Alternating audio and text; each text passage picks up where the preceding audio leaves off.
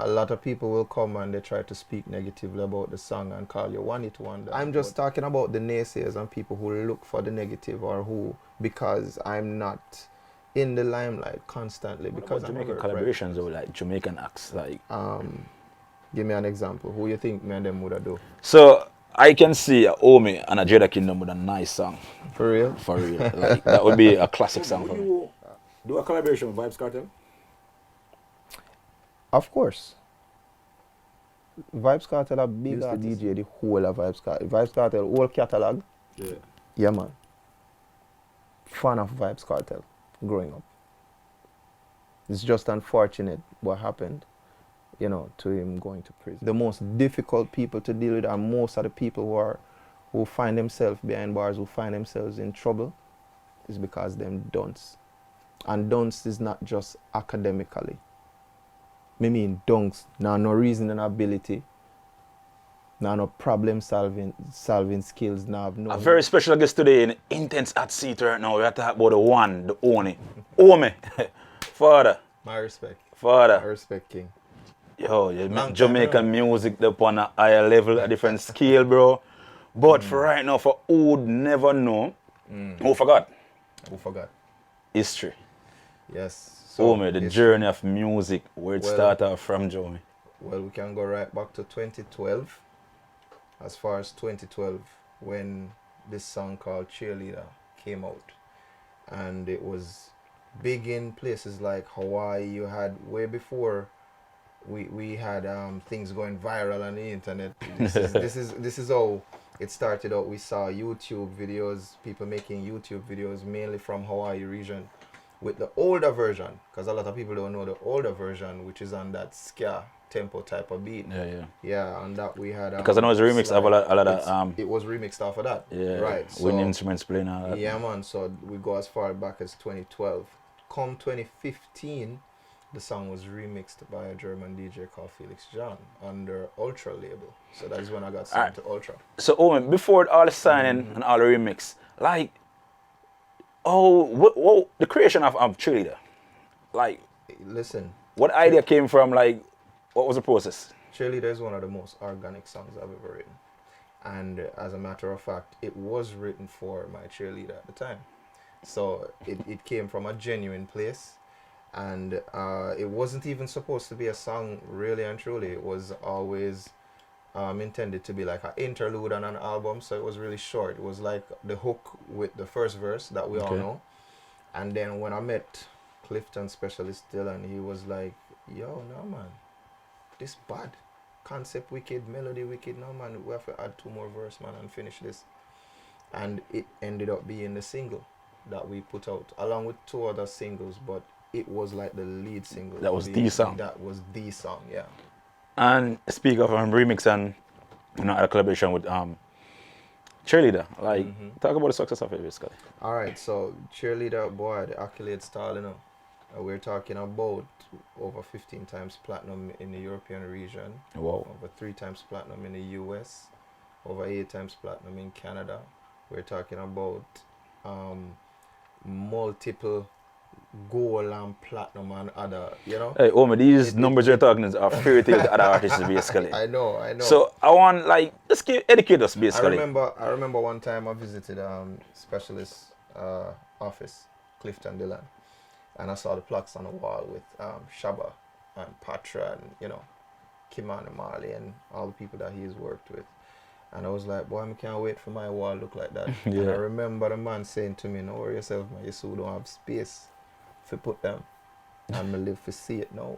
Believe. You know what I mean? Believe. Yeah, so educate us right now, Omi.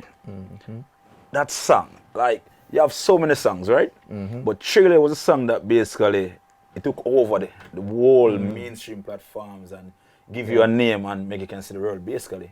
Yes. Like a lot of artists, basically, they're putting songs out a lot. Yes. I've noticed that you put out song basically, it's like you have a time frame or you drop songs. You know, I only ever released 1 album. Yeah. It's Me For You. Me For You. Yeah. And that went gold in the US.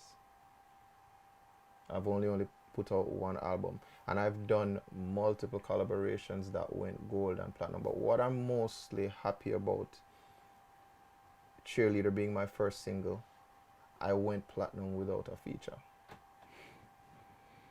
That's off.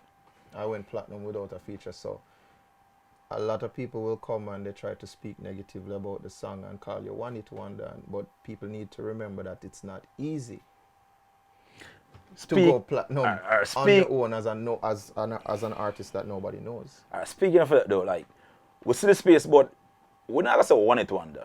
They will say one hit wonder, but No, because they only know the one song. They don't know the one song, but you're a lot. You're a lot though, because I mentioned my favorite is basically Standing on All Trees. It's a good song. I love that song, right? Yes. But I would call them on a one hit wonder if I see artists out there that have 4 or 5 songs would never surpass that one song. Yeah. Like, no, but we're talking about Hula Hoop, we're talking about Jambo, we're talking about so many other songs that I've done.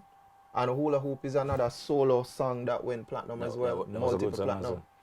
You know what I mean? So I'm just talking about the naysayers and people who look for the negative, or who, because I'm not in the limelight constantly, because I'm a very private person, you know. You're talking about that, Omi. Like, I can remember standing a show and watching Omi perform in Jamaica. What's the deal with I know. I don't know if it's a conscious decision, really and truly, but sometimes you have to choose your space and choose where you're gonna be, you know, accepted. It's more strategic than anything else. The time will come where I will perform in Jamaica, because at the end of the day, I respect my Jamaican fans, and I do have my fans here in Jamaica. A lot. But again, it has to be strategically done. It has to be something that we are sure we're gonna get that turnout and that support. You know what I'm saying? And what about Jamaican collaborations or like Jamaican acts? Like, give me an example. Who you think me and them would have do? So I can see Omi and a Jada Kingdom with a nice song. For real? For real. Like, that would be a classic song for me. The style of it, you know? Yeah. And again, you never know, because sometimes we are listening music from a musician's perspective, but then the people speak and it's something totally different. What the people gravitate to, it's different from what you could ever even fathom that them like this. So you have never actually tried to get a collaboration in Jamaica with somebody locally? No, man, I've done collaborations with Jamaica and they might not put out yet. Okay. But I've done collaborations with Jamaican artists, and let me make this absolutely clear. I have utmost respect for Jamaican artists and the genre and the culture. And there was never any time that I feel as if I don't want to be associated, or I've ever disassociated myself from the culture. You understand? It is just that as a musician, you have to choose a niche and you have to choose what works for you, because it's very hard to cut through. You understand? It's a very tough business. So it is not me disassociating myself from the culture. I would never do that. I'm Jamaican to the core, you know? So I just wanted to clear that up real quick. Makes sense. So you're a pop artist. Because growing up, I love John Legend. That's my artist. don't why me, but I love John Legend. That's my artist. And then maybe that's the similarity that I like your songs also, because you have that type of flow and a song. Right. A lot of times you're singing, and I don't know how you do it. Like in Stand All Trees, what caught me? It was that roll. Yes. That roll, I was like, that sound like... Begging for more with a little for... It's like a Latino vibe. I was like, yo, bro, like... Yes, man. It was so different and refreshing at the time. You get me, I say? Yeah. But in the current space right now, with all these Gen Zs, so you call them now, you get me, I say? Yeah. Them listening span kind of short, and them, you know, them get so much music. Oh, all right, one other thing, some people would say you have to get with the times. One other thing that I realize is that, you know, people have to buy into you as a person before they buy your product. You know, so a lot of you see more social media presence, and it's all about likes and following. Nobody is even looking at the Spotify numbers right now. It's about, you know, you see somebody trending and you think that they're successful and they're doing well financially, and that's not always the case, because they might not have a proper business manager. They might not be actually doing the numbers on a wider scale. It's just that in that arena where they're dominating, you know, you're seeing the numbers on the and I'm not knocking anybody, you understand? I'm just stating facts, the reality of the situation. Have you felt that you have been basically challenging yourself or competing with Cheerleader since you released that song? No, and I don't try to. I don't try to. I feel like certain things are legendary, and even you, as the person who created that thing, trying to surpass it, you can damage yourself.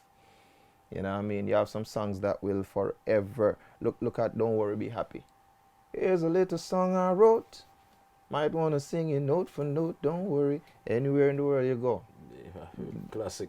It's you understand, whether it doesn't matter which language you speak.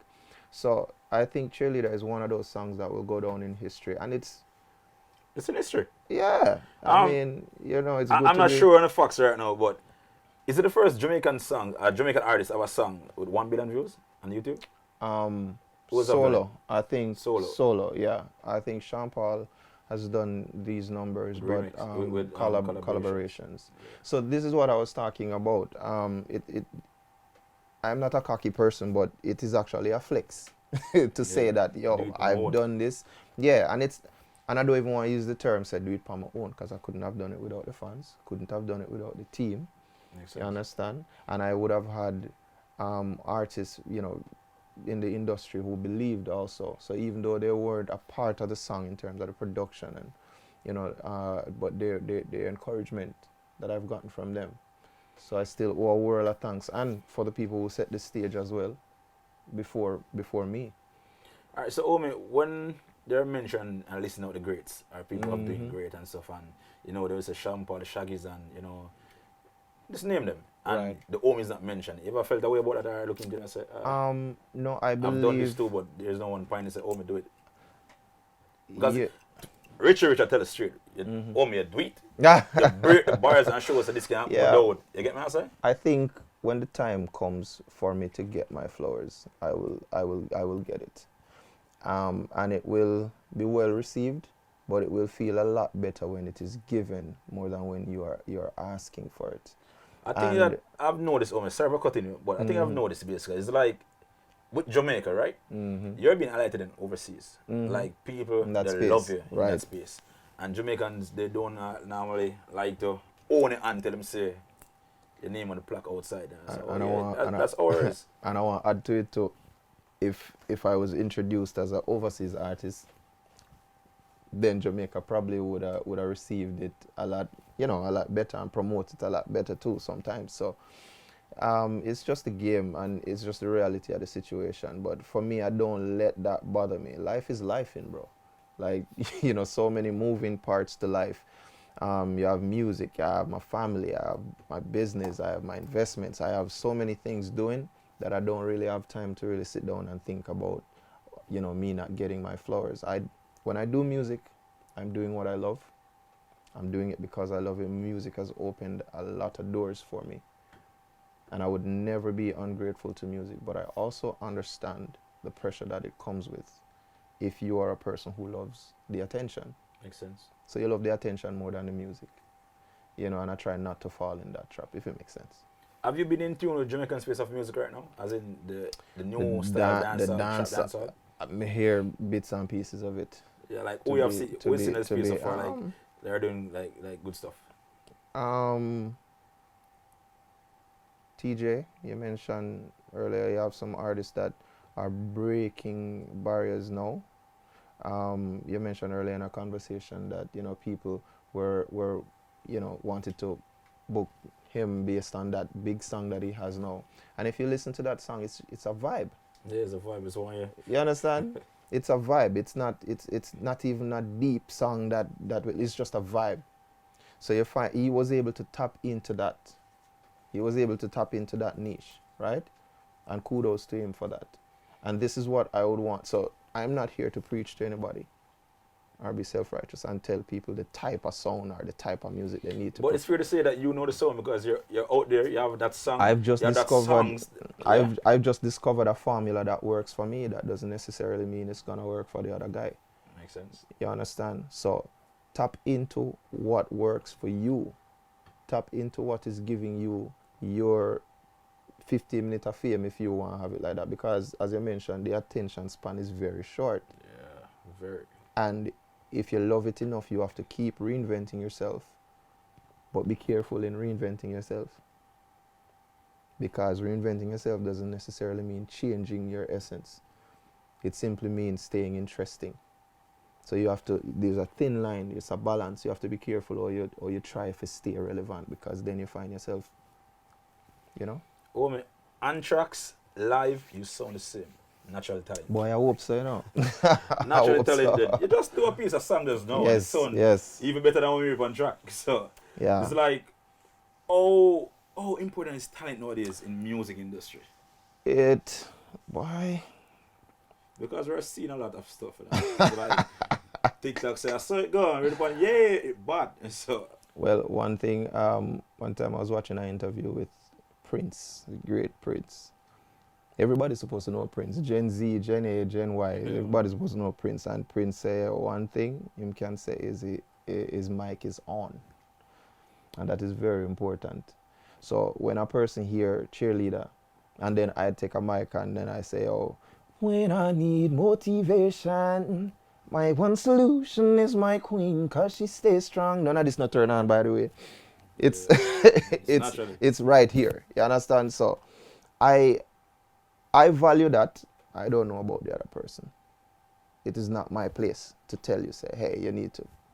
Because if you go out there and you perform and people jump for you and you have the support, I think your mission accomplished. but for me personally, it's like there's having a good time, not a long time though. Because the talent I could show, you know? Yeah, yeah. And I guess when it comes down to it,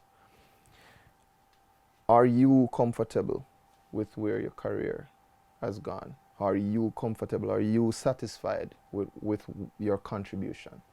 And I think that is what it comes down to. Have you felt ever to try one of these trending topics like in dancehall or in Jamaican space just to get a buzz on your island to say, okay, let me try it and see if they will like it because it's actually working for others? You know, no. You've never? Never. Never. I've never had the urge to try something that I see, because guess what? I have to also think about a legacy.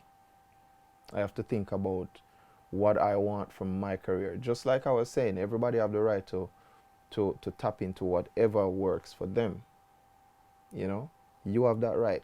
You reserve that right to tap into it. And if it's working for you, who am I to judge? I'm not the only consumer of music. You have many different people out there who are consuming the product. So Alright, Omi, you have a tour coming up right now. Yes. It's going on right now. In yes, Japan. going on, yeah. Talking about that tour. So we just completed Japan leg of the tour, and we are going to pause for the holiday, and then we will resume next year, early next year, with the Omi Cheerleader anniversary tour. It's anniversary for Cheerleader. Yes, so it's a 10-year anniversary for Cheerleader. Listen, 10 years just gone like. Oh, look like an eye, you drum. Yeah, but money is the money. You're the man. Rich. Yo, no, look on the man watch. The man talk about money. Watch there. The man take it back done. Are the sponsors. Listen, good on TV. That's why I have on the glasses here, people. This right here. But on a serious note, I think it's, again, remember we talk about just being strategic. What better thing to dedicate a tour? I haven't toured in a while. What better thing to dedicate a tour to than the song that placed me on the map, and it being 10 years of being in existence. It's a milestone. You understand what I'm saying? And still going strong. Just the other day, the song gone another platinum again, and I'm like, what? Yeah. You know? Why Japan though? Japan has always been a big supporter of Omi's music, and you can follow the algorithm, you know, on the social media platforms, and that's one of the things that, you know, my team, they're very good at doing. They look to see where the support is, and you go where that support is to perform. Okay. You know what I mean? Can you imagine an artist going in a place where uncharted territory for him, and then when he goes there, he doesn't get the support, and the crowd stand up on him, and then it look like him flop. They don't know him, but then it doesn't mean he or she is not genuinely talented. It's just that they don't know you. Have you ever been to a stage show that happened before, like a concert? No. People that No, because guess what? even if they don't know the name, they know the song. You know the song. They know the So song. speak to me about it, man. How hard is it to get your name out there apart from the song? Like, segregate the self from Cheerleader.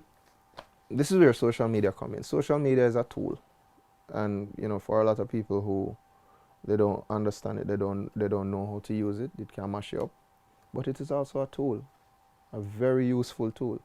It is a way of people getting to know you on an intimate level where they are willing to support your product, whatever it is. That's why you see a lot of artists can branch off into merchandise. You know what I mean? Clothes line, makeup line, whatever, because they have built a following, they have built a fan base. Personalized order. Yeah, so people feel like they know you personally.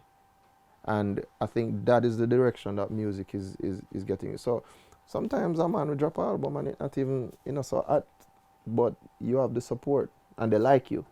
So they buy into it. Your fan base, yeah. They defend you too. Me and man say, I lazy or something do that. Next year, you understand? You have built that, yes. So I think that is the strategy now to really take. It's easy. It's much easier now than back in the past. That much I can tell you. Yeah, man, much easier now. Where or what concert or what show is the most memorable show? Like the show that you say, wow, you perform it, you have just pause and say, yo. Two stands out to me. The Taylor Swift performance, 1989 tour, when she invited me on her 1989 tour, and the 1989 tour wasn't in 1989. It was the name of her tour. Yeah, that was an awesome and overwhelming feeling for me. And the second one would be Summertime Ball. That was like 80,000 people in a stadium on a 360-degree stage. Bro, heart pump out of my chest. Because what a lot of people don't know, yeah man, what a lot of people don't know too is I'm very introverted. I'm a shy person. Afraid of people, But when the times come for me to wear the hat, I have to drop that. When I believe that afraid of people. Nah, man. Were you a cop before music? That don't mean I'm not afraid of people. Same way. I'm afraid of people same way. Yeah. But you're all afraid of people coming now. For me, I like peace. I like my personal space. I just me that from younger, that was always me. Growing up as a child, that was always me. Me not give no trouble. Me in one corner over there, so I'm quiet. I play by myself. Yeah. So that was always me, and not much change. So, advice to the younger generation of artists right now in Jamaica. This is Jamaican space that shows that basically, we can do it big, not because we're in a small space. Like, any advice can put out to them? Yeah, man, most definitely. Again, at the end of the day, make sure that let me take off the glasses. At the end of the day, make sure that whatever it is you're putting out there, you are comfortable with it. You are comfortable with your achievements. You are comfortable with the legacy. What is the legacy you're trying to leave behind? It's like how Bob is no longer with us in the flesh. But at the same time, it's undeniable, the legacy that he has left. Not just for him, but for his children. Man Gene Strong. You understand what I'm saying? And that is something that he can be proud of. His music has surpassed, has transcended time, and people are uplifted by it. Just make sure at the end of the day, that is the feeling you're working towards. I'm not here to tell you what kind of music to put out, or how to entertain, or what niche to tap into. But make sure that you, when you're old and grey and you give up the stage, the legacy is there. The legacy is there. It's a positive one. Powerful. Yeah. Song. What's the next song people can check out for you?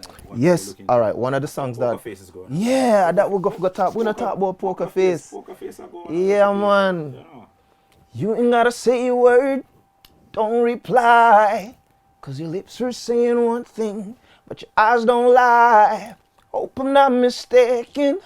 Don't tell me they are taken. Na na na.